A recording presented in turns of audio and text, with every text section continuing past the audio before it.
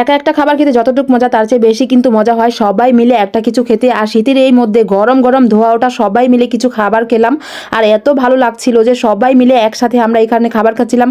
এখানে আমি আমার ভাগ্নিদের কাছ থেকে পটিয়ে চিপস খাচ্ছিলাম। কে কে আমার মতো আছে এরকম খালারা যে পটিয়ে পটিয়ে ছোট বাচ্চাদের কাছ থেকে ভাগ্নিদের কাছ থেকে চিপস খায়, ওদের কাছ থেকে একটার পর একটা খেয়ে যাচ্ছিলাম। আর ওইদিকে আমার চাচাতো বোন সব কিছু কেটে নিচ্ছিল। সব আমরা গরম গরম এখানে আজকে সুপি নুডলস খাবো অনেক মজা করে। আমাদের কাছে কিন্তু ভালো লাগে, আমরা অনেক আগে থেকে এরকম পছন্দ করি। আমরা সবসময় চেষ্টা করি একটা ভিন্ন কিছু খাবার আর ভিন্ন কিছু রান্না করার।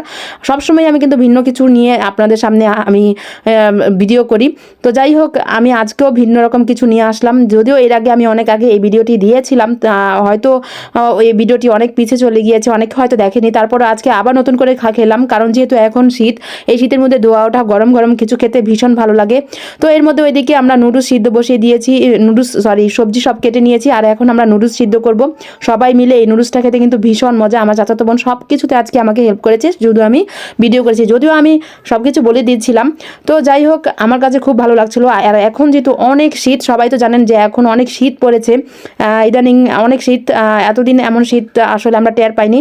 তো যাই হোক, এই শীতের মধ্যে আমরা আজকে গরম গরম খাবার খাবো, এটা ভাবতেই অনেক ভালো লাগছিল। আর এখানে সবাই ছিলাম আমরা, আরও কিন্তু আমার পিছনে মানুষ ছিল, সবাই তো আর ভিডিওর সামনে আসে না। তো যাই হোক, দিকে মশলাগুলো ছেঁড়া হচ্ছিল। আমরা এক্সট্রা আর কোনো মশলা দিব না, নুডলসে যা মশলা ছিল তাই দিয়ে দিব।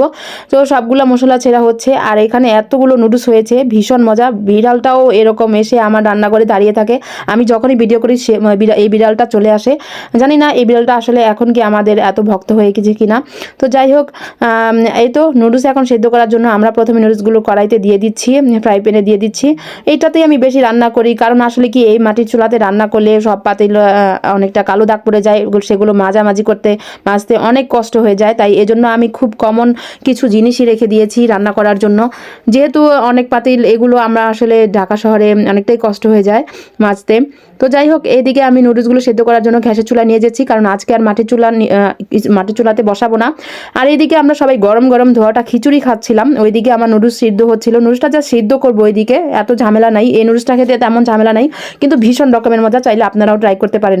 আপনাদের কাছে একটি অনুরোধ, আমার ভিডিওগুলো ভালো লাগলে অবশ্যই সবাই একটি আমার চ্যানেলটিতে সাবস্ক্রাইব করবেন, আর আমার পেজটিতে একটি ফলো দিয়ে আসবেন। আর সবাই অবশ্যই কমেন্ট করে জানাবেন আমাদের এই নর্মাল ভিডিওগুলো, আমাদের এই সিম্পল ভিডিওগুলো কেমন লাগে, অবশ্যই কমেন্ট করে জানাবেন। আমার রান্নাগুলো কেমন লাগে অবশ্যই সবাই কমেন্ট করে জানাবেন।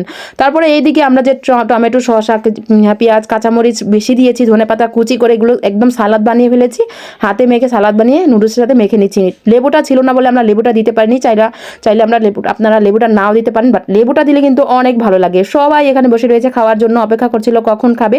তো সবাই তো খুব মজা মজা করে খেচ্ছিল। বাচ্চারা কিন্তু ঝাল পছন্দ করে না, কিন্তু এগুলো হলে তো কোনো কথাই নেই। তো সবাই ভালো থাকবেন, সুস্থ থাকবেন, স্বপ্নের পথে পাশে থাকবেন। আল্লাহ হাফেজ।